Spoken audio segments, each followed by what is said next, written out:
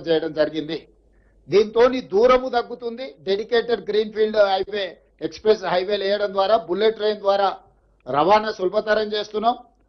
భారతదేశంలో సముద్రపు ఒడ్డు లేని రాష్ట్రం తెలంగాణ రాష్ట్రం. ఒకప్పుడు నిజాం ప్రభుత్వంలో మచిలీపట్నం పోర్టు కూడా మన దగ్గర ఉండేది, నిజాం రాజ్యం ఉన్నప్పుడు. ఈరోజు మనం మచిలీపట్నం పోర్టు కూడా ఈరోజు కనెక్టివిటీ డెవలప్ చేస్తున్నాం. తద్వారా ఈ మ్యానుఫ్యాక్చరింగ్ జోన్లో సొంత దేశాలే కాకుండా విదేశాల నుంచి కూడా పెట్టుబడులను ఆకర్షించడం ద్వారా ఈరోజు అభివృద్ధి ప్రణాళికలు సిద్ధం చేస్తున్నాము. ఇవాళ తెలంగాణ రాష్ట్రంలో ఒకే ఒక ఎయిర్పోర్ట్ ఉంది. ఇంకా ఎయిర్పోర్ట్లు రావాల్సిన అవసరం ఉంది, పారిశ్రామికవేత్తలు అడుగుతున్నారు. అందుకే వరంగల్లో ఒక అంతర్జాతీయ స్థాయి ఎయిర్పోర్టు నిర్మిస్తున్నాం, ఆదిలాబాద్లో ఎయిర్పోర్ట్ నిర్మించాలనుకుంటున్నాం, భద్రాద్రి కొత్తగూడెంలో ఎయిర్పోర్ట్ నిర్మించాలనుకుంటున్నాం, రామగుండంలో ఇంకొక ఎయిర్పోర్ట్. అంటే రాబోయే రోజుల్లో తెలంగాణ రాష్ట్రానికి అదనంగా 4 కొత్తగా ఎయిర్పోర్టులు మనం తెస్తున్నాము. ఏ రాష్ట్రమైనా అభివృద్ధి చెందాలి అంటే ఆ రాష్ట్రానికి సులభతరమైన రవాణా వెసులుబాటు ఉండాలి. దానికోసం ఇతర రాష్ట్రాల నుంచి గ్రీన్ ఫీల్డ్ ఎక్స్ప్రెస్ హైవేలు నిర్మిస్తున్నాం, ఇతర రాష్ట్రాల నుంచి బుల్లెట్ ట్రైన్లను నిర్మిస్తున్నాం, ఇతర దేశాల నుంచి ఉత్పత్తి చేసిన వస్తువులను తెచ్చుకోవాలన్నా, మన రాష్ట్రంలో ఉత్పత్తి చేసిన వస్తువులను ఇతర దేశాలకు తరలించాలన్నా సముద్రం ఉండాలి. కార్ల పరిశ్రమ రావాలంటే, తయారు చేసిన కార్లు ఇతర దేశాలకు తరలించాలంటే సముద్రం ద్వారానే తరలించగలరు. మనకు ఆ సముద్రము లేకపోవడం వల్ల ఈరోజు మనము హైదరాబాద్ నుంచి మచిలీపట్నానికి dedicated green field express highway Andhra Pradesh ముఖ్యమంత్రి గారితో మాట్లాడడం జరిగింది, దేశ ప్రధానమంత్రి గారితో మాట్లాడడం జరిగింది. ప్రాథమికంగా మేము అందరం కూడా ఒక ఆలోచనకు, ఒక అంగీకారానికి వచ్చినాం. Highway connectivity, port connectivity, airports connectivity ద్వారా ఈ పెరి అర్బన్ లో వచ్చే మ్యానుఫ్యాక్చరింగ్ జోన్ లో పరిశ్రమలను ఆకర్షించడమే కాకుండా పెట్టుబడులను తీసుకొచ్చి ఈ పెట్టుబడుల ద్వారా, పరిశ్రమల ద్వారా నిరుద్యోగ యువకులకు ఉద్యోగ ఉపాధి అవకాశాలు కల్పించి తెలంగాణ రాష్ట్ర ఆర్థిక వ్యవస్థను ఒక బలమైన వ్యవస్థగా తీర్చిదిద్దడానికి ఈరోజు పెరి అర్బన్ రీజన్ ఎకానమీని మనం ప్రణాళికబద్ధంగా చేసుకున్నాం. ఇక మూడవది regional ring road outside Telangana border, rural agricultural reason economy. అంటే ఏ రాష్ట్రంలో, ఏ దేశంలో కూడా వ్యవసాయ ఆధారిత ప్రణాళికలు చాలా తక్కువగా ఉన్నాయి. గతంలో ఏ విజన్, ఏ పాలసీ డాక్యుమెంట్ చేసినా అర్బన్ బేస్డ్ పాలసీ తీసుకొచ్చేది. ఇప్పుడు మేము వ్యవసాయాన్ని, గ్రామీణ ప్రాంతాలను, వ్యవసాయ ఆధారిత ఉత్పత్తులను నిర్లక్ష్యం చేయదలుచుకోలేదు. ఈ స్టేట్ ఎకానమీలో వాళ్ళ స్టేక్ హోల్డర్స్గా మార్చదలుచుకున్నాం రైతులను, వ్యవసాయ ఆధారిత పరిశ్రమలను.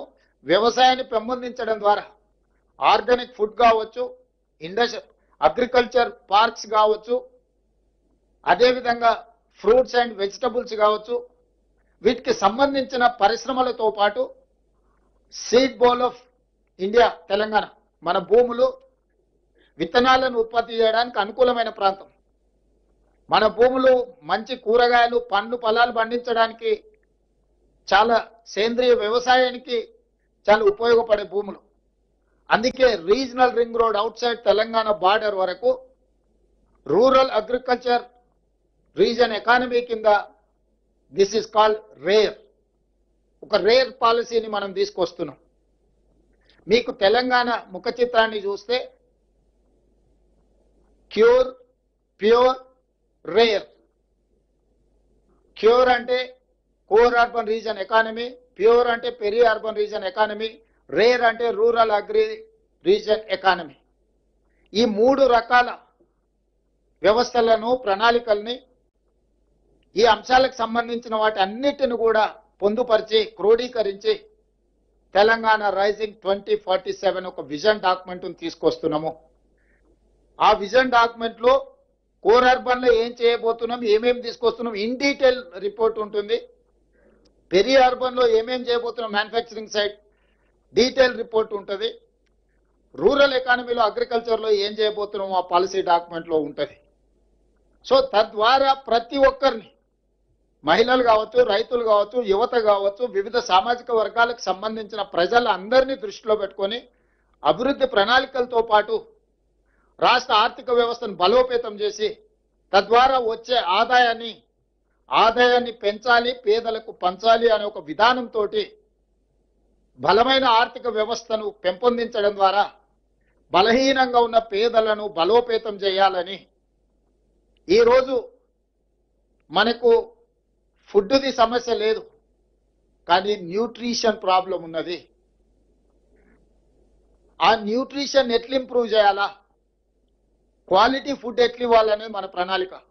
ఇప్పటి వరకు ఆనాడు పండిత్ జవహర్లాల్ నెహ్రూ గారు తీసుకొచ్చిన విధానాల వల్ల ఎడ్యుకేషన్ అండ్ ఇరిగేషన్ పాలసీస్ మొట్టమొదటి ప్రధానమంత్రిగా తీసుకురావడం వల్ల ఈ దేశంలో విద్య అదేవిధంగా ఇరిగేషన్ ద్వారా పేదల ఆకలి తీర్చడానికి ఈరోజు సర్ప్లస్ దేశం. మనం దేశానికి అవసరమైన దానికంటే ఆహార ధాన్యాల ఉత్పత్తిలో ఎక్కువగా ఉత్పత్తి చేస్తున్నాం, కానీ ప్రజలకు ఇవ్వవలసిన అంత ఆరోగ్యవంతమైన ఫుడ్ను మనం ఇవ్వలేకపోతున్నాము. అందుకే సర్ప్లస్ ఫుడ్ ఉంది కానీ న్యూట్రిషన్ ఫుడ్ లేదు. తెలంగాణ రాష్ట్రం మొదటి రాష్ట్రంగా ప్రజలకు న్యూట్రిషన్ ఫుడ్ ఎట్లా ఇవ్వాలను ప్రణాళికలు చేస్తాం. దీని ద్వారా ఈరోజు ఎడ్యుకేషన్ అన్ని గ్రామాలకు చేరింది. తండాలలో, గూడాలలో, మారుమూల పల్లెలకు కూడా ప్రభుత్వ విద్యా వ్యవస్థ చేరుకున్నది. కానీ నాణ్యమైన విద్యత లేదు, సాంకేతికపరమైన విద్య లేదు. విద్య అందించడం అనేది ప్రాథమిక లక్ష్యం. విద్య చేరుకున్న తర్వాత నాణ్యమైన విద్యను ఇవ్వాలి, నాణ్యమైన విద్య తర్వాత సాంకేతికపరమైన విద్యను అందించాలనేది ఈరోజు మా ప్రభుత్వం యొక్క లక్ష్యం. దానికి సంబంధించి సింగిల్ టీచర్ స్కూల్స్ నుంచి చిన్న